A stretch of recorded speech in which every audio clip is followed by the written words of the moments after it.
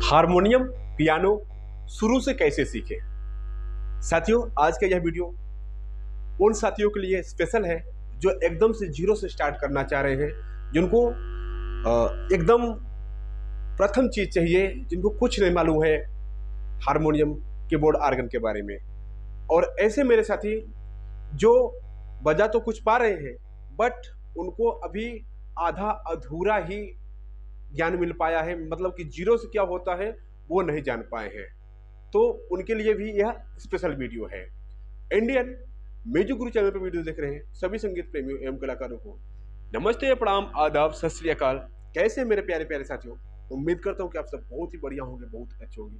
तो चले वीडियो को स्टार्ट करते हैं और जानते हैं कि शुरू से सीखना क्या होता है। हमें शुरू में सबसे पहले क्या जानना जरूरी होता है, और कैसे हम उंगलियां अपने रख सकते हैं, कैसे मतलब क्या प्रक्रिया होती है शुरू से सीखने की। तो साथियों, सबसे पहले हमें जानना होता है कि हमारा सप्तक क्या है, सप्तक किसे कहते हैं। सबसे पहले यही चीज हमें जानना होता है अपने इंस्ट्रूमेंट पर। क्योंकि आप अपना सप्तक नहीं जानते रहेंगे तो गलत जगह से रियाज स्टार्ट कर देंगे, तो वो मजा नहीं आएगा। आप कहीं रहेंगे और वो रियाज कहीं होता रहेगा, वो किसी काम का नहीं रहेगा, बल्कि और गलत हो जाएगा। रियाज कुछ सीखने की बजाय आपको वो नुकसान कर देगा। तो चलिए देखते हैं कि ये सप्तक क्या होता है। तो साथियों, आप देख रहे होंगे कि हम हारमोनियम की शुरुआत में अगर लें तो यहाँ पहले एक सफ़ेद है, इसको छोड़ देते हैं। इसको छोड़ने के बाद दो ब्लैक आते हैं, दो ब्लैक आ रहे हैं, फिर दो गैप करके तीन ब्लैक आ रहे हैं। मतलब एक छोड़कर पहले ब्लैक है, फिर एक छोड़कर ब्लैक है, फिर दो छोड़कर, फिर एक छोड़कर, फिर एक छोड़कर, फिर एक इतना लीजिए। इतना एक सप्तक हुआ, ध्यान दीजिएगा, ये इतना एक सप्तक हुआ, एक सेट हुआ। और फिर दूसरा देखेंगे तो सेम यही चीज आपको यहां से यहां तक दिखेगा। यहां से काला स्टार्ट हो रहा है, फिर एक छोड़कर तीन काले, फिर ये सेम देखें, जो चीज आपको यहां से यहां तक एक सेट दिख रहा है, वही सेट आपको यहां से यहां तक दिख रहा है, और वही सेम चीज आपको यहां से यहां तक दिखेगा।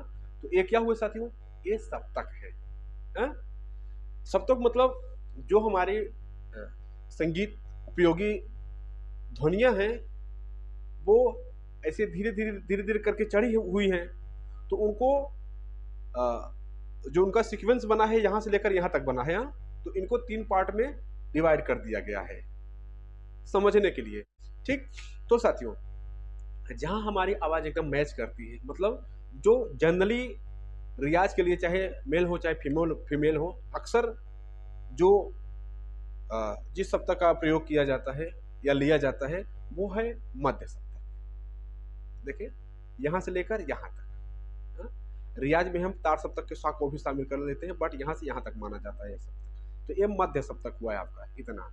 ठीक, और नीचे वाला क्या हो जाएगा, ये आपका मंद्र सप्तक है, और ऊपर वाला ये क्या हो जाएगा आपका, ये तार सप्तक हो जाएगा।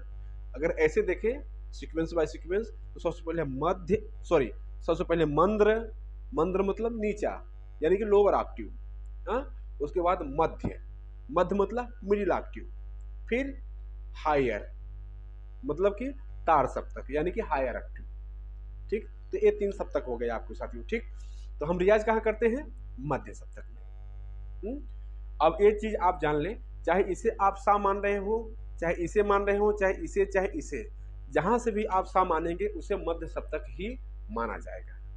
चाहे गाने में हो, चाहे रियाज में हो, चाहे जो भी आप कर रहे हो, जहां से भी आप सा लेंगे, जहां से भी आप सा मानेंगे, उसके ऊपर जो सप्तक बनेगा, जो सारे गामा पाधा निशा बनेगा, वो आपका ऑक्टेव हो गया, यानी कि मध्य सप्तक ही हो गया। ओके, तो ये बात क्लियर हो गई हमारी। अब हम आते हैं साथियों इसके सुरों के नाम पर, कि इसके सुर के नाम क्या है। एक जगह से ही हमें सीखना होता है। तो साथियों, अब हम इन सुरों का नाम देखेंगे कि इनके नाम क्या क्या है।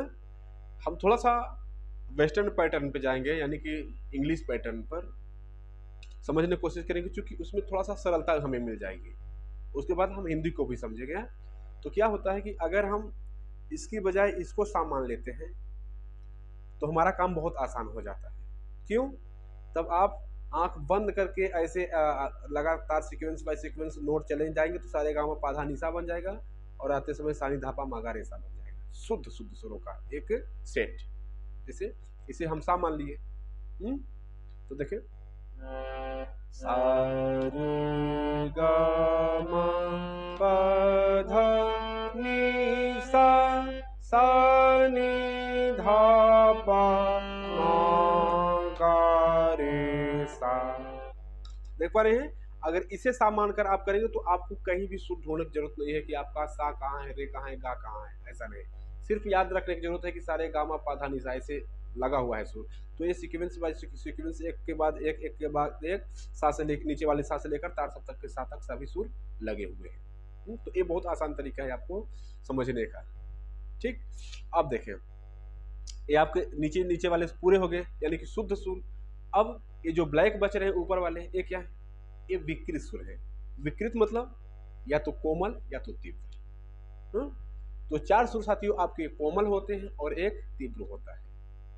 तो 4 कोमल मतलब ये शुरू के 2 आपके हो जाएंगे कोमल, है? ये दोनों मतलब कि ये क्या हो गया आपका, जैसे सा रे जा रहे हैं, सफेद वाला रे हो गया आपका, तो ये क्या हो जाएगा आपका, ये हो जाएगा आपका इसी का कोमल, है? तो क्या हो जाएगा, कोमल रे हो जाएगा। सा रे गा, अब यहाँ पहुंचे हैं तो ए ब्लैक दिख रहा है ना, तो इससे पीछे है तो इसी का ये रूप कोमल हो जाएगा। ठीक, फिर सा रे गा मा, हाँ? अब एक इसके पीछे ब्लैक नहीं आ रहा है, इसके आगे ब्लैक आ रहा है तो इसका तीव्र हो जाएगा, यानी कि तीव्र मा। समझ रहे हैं? तो देखें सा रे गा मा, फिर पा, हाँ? अब पा आ गया तो पा से पा का को सा और पा का कोई कोमल और कोई तीव्र नहीं होता। इस चीज का ध्यान आपको रखना है। तो हम कहाँ पहुंच जाएंगे, इस पर आएंगे, यानी कि धा पर। तो धा से देखेंगे पीछे एक दिख रहा है, क्या है? इसी का रूप यानी कि कोमल धा। फिर आगे बढ़ेंगे, नी पर जाएंगे तो नी से पहले ही देख रहे हैं एक सुर लग रहा है ब्लैक, तो ये क्या हो जाएगा आपका, कोमल नी हो जाएगा। ठीक, तो ये सीक्वेंस बन गया साथियों आपका जब इंग्लिश पैटर्न पर। अब हिंदी समझेंगे तो हिंदी से बहुत सरल है, उसी तरीके से कि इसे आप सा मान लेंगे तो ये सेट आपका हल्का सा आधे नोट ऊपर खिसक जाएगा, है? तो सा, फिर एक छोड़कर रे, फिर एक छोड़कर गा, ये हो जाएगा, फिर सटा हुआ मा, फिर एक छोड़कर फा, फिर एक छोड़कर धा, फिर एक छोड़कर नी, फिर सटा हुआ सा। मतलब सा रे गा मा पा धा नी सा। ठीक, सुर क्लियर हो गए। अब हम आते हैं कि हमारी उंगलियां किस पर कौन सी रहनी चाहिए, हा? तो ध्यान से देखिएगा, जो हमारा फर्स्ट वाला काला है इस पर हमारी फर्स्ट उंगली रहनी चाहिए, हा? ये वाली है। ठीक, और जो हमारा दूसरा काला है इस पर हमारी दूसरी उंगली रहनी चाहिए, ये वाली। तो ठीक, अब फिर हमारा 1 2 तीसरा सुर आता है, तो तीसरा सुर पे हमारे कौन सी उंगली रहनी चाहिए, हमारा अंगूठा रहना चाहिए। कैसे? ऐसे नीचे से घुमाकर। ठीक, उठाना नहीं है, जैसे मैं हाथ उठा दिया तो दिखाने के लिए उठाया हुआ, तो आपको उठाना नहीं है। ठीक, उसके बाद फिर ब्लैक स्टार्ट हो जाता है, तो हम देख रहे हैं 3 ब्लैक कंटिन्यू है, तो हमारी उंगलियां भी इस तरीके से 3 कंटिन्यू है। तो ये जहां दिख रही है आपको ऐसे रख देना है।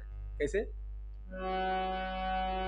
हाँ, फिर ये वाली इस पर, फिर ये वाली इस पर, तो देख ले।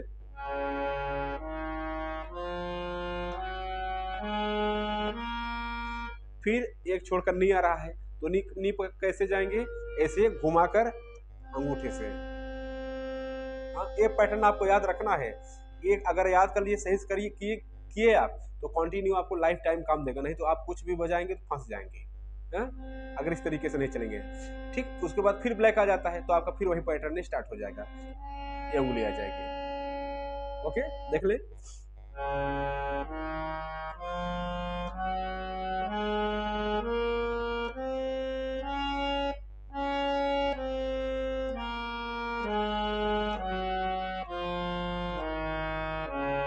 जैसे हम ऊपर गए थे आरोह किए थे, उसी तरीके से अवरोह। ठीक, तो हमारा कितना क्लियर हो गया साथियों, सप्तक क्या है, सुर के नाम क्या है, किस सुर पर कौन सी उंगली रहेगी। अब हमें क्या करना है, अपनी आवाज को मैच कराना है। कैसे, जैसे इसे बड़े ध्यान से सुनना है और सा बोलना है। सा, सा, ठीक। हो सकता है स्टार्टिंग में आपका थोड़ा मैच ना कर, इधर उधर हो, बट इस तरीके से एकदम मैच कराना है, एकदम से आपकी आवाज और हारमोनियम की आवाज एकदम मिल जानी चाहिए, ऐसे। सा, फिर एक एक सुर को ऐसे ही मैच कराना है। सा के बाद रे,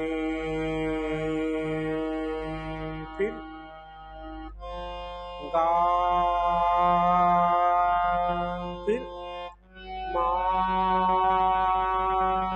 फिर पा,